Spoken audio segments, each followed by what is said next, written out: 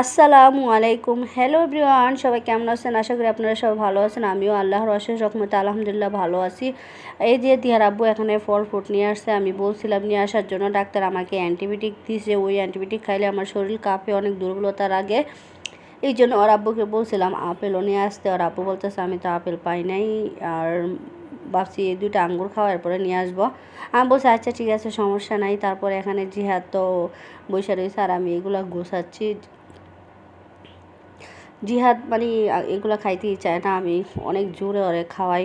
আর তারপর ওর আব্বু বলছে যে আমি তো শুনি নাই। আমি বলছি তোমাকে নিয়ে আসতে বলছি কালো আঙ্গুর আর এসে আপেল। ওর আব্বু বলতেছে তা আমি তো আপেল আনলে তো আরও কমে নিয়ে আসতে পারতাম, তো এখন খাও, পরে আমি নিয়ে আসবো, সমস্যা নাই। এই আর কি, এগুলো নিয়ে কথা বলতেছিলাম।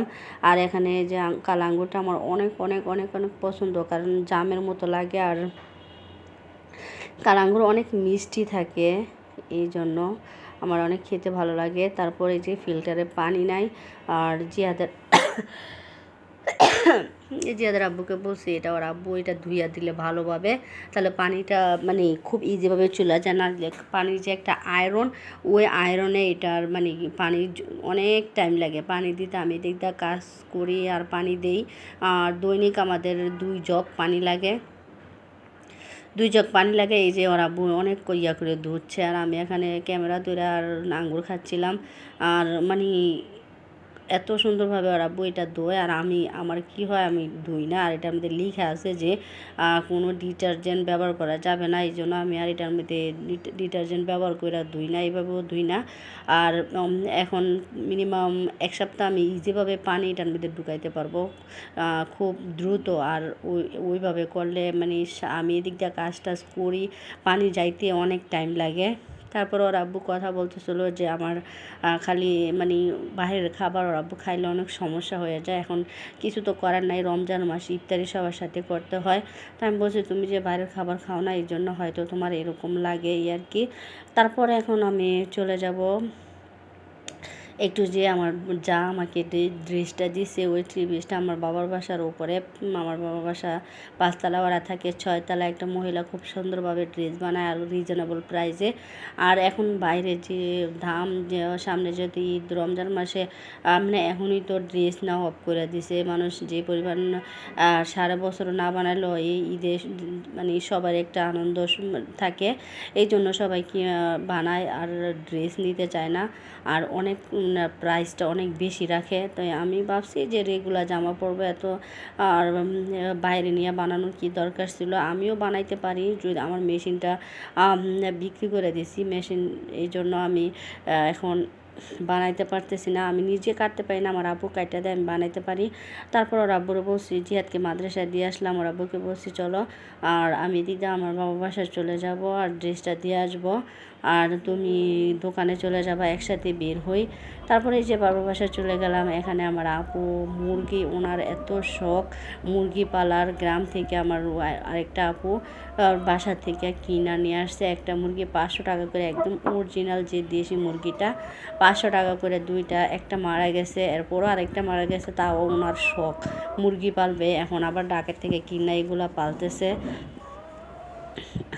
মানে আমার বিয়ের আগে উনি কোয়েল পাখি পালছিল, অনেক ডিম দিছিল, ওগুলো আমার কাছে ভালো লাগতো। ওনার নাকি ওইটা বিরক্ত লাগে, এই জন্য মুরগি পালে।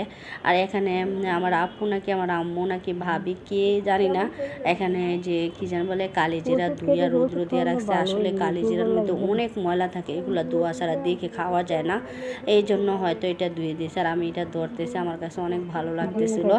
আমি আইসে আমার আম্মা ঘুমাড়েছে, আমি আইসে বারান্দা চলে আসছি যে আপনাদের সাথে, আমার ফ্রেন্ডদের সাথে আমি শেয়ার করি যে এখানে যে মুরগিগুলো আছে ওই মুরগিগুলো দেখানোর জন্য।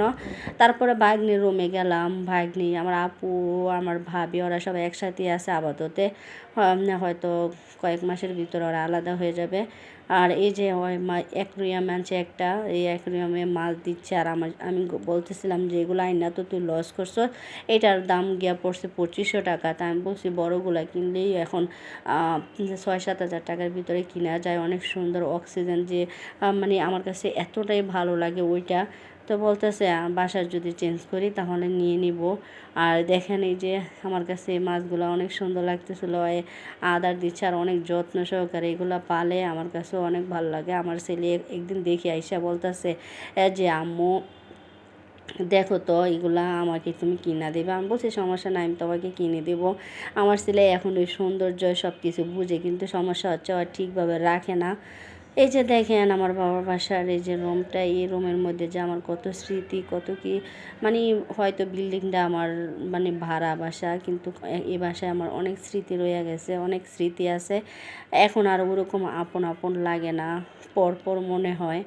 এই জন্য একটু ক্যাপচার করে রাখলাম। আর রান্নাঘরে একটু অন্ধকার। আর একদিন বাবার বাসা নিয়ে আপনাদের সাথে সব বিষয় শেয়ার করব। আর আজকে এই যে দেখেন এখানে অনেক কিছুই মানে বলার ইচ্ছা করতেছে, কিন্তু বলার টাইম নাই, ভিডিওটা অনেক লং হয়ে যাবে। এই ভিডিওটা লং হয়ে যাবে, সেজন্য আমি আর বলি না। আর আমার দুই ভাগ্নের সাথে একটু দুষ্টামি করতেছিলাম। আমরা একসাথে বসলে কি ভাগ্নি না কি মানে ওগুলা মনে করি না। মানে অনেক কথাবার্তাই বলে ফেলি। চা এনেছি 17 মিলিয়ন, 17 মিলিয়ন, 2.5 লাখ কামটা করলো কি কো বেড়া বাজা কথা আমার আর আশিকটা থাকা চা দিয়েছি, ইয়া পানি দিয়েছি, চিনি দিয়েছি সামান্য, এটা দিয়ে যদি 17 মিলিয়ন করে লাই এখনো যাবে ইডি কয় বেটা কন্ট্রোলটা সুন্দর হয়ে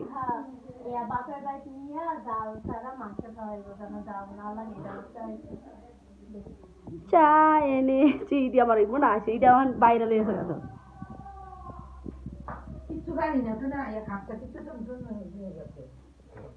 কথা কথাগুলো আপনাদের সাথে একটু শেয়ার করলাম। তারপরে এই যে আমার আম্মুর রুমে চলে আসলাম।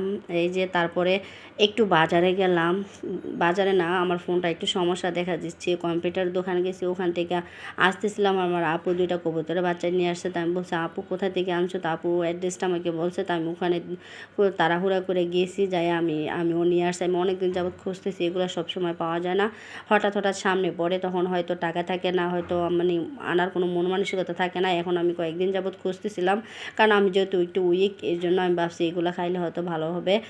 তারপরে এখান থেকে আমি দুইটা নিয়ে নিছি, নিয়ে আমি আবার রিটার্ন আমি আমার বাবার বাসায় গেছি।